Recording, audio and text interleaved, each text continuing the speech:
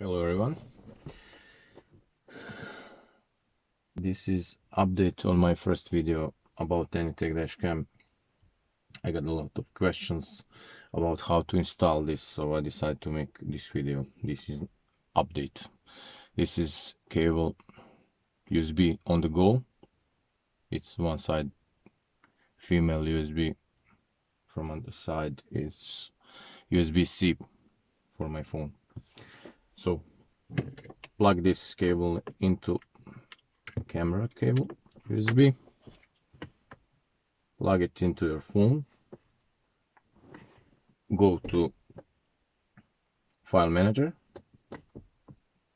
In file manager it will appear car DVR USB drive, car DVR application. Click this, install.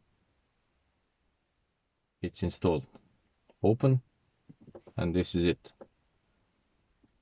It's all that it takes. You can update this application if you want. Mine is working just fine, so I did not update it yet. So this is it. Thanks for watching.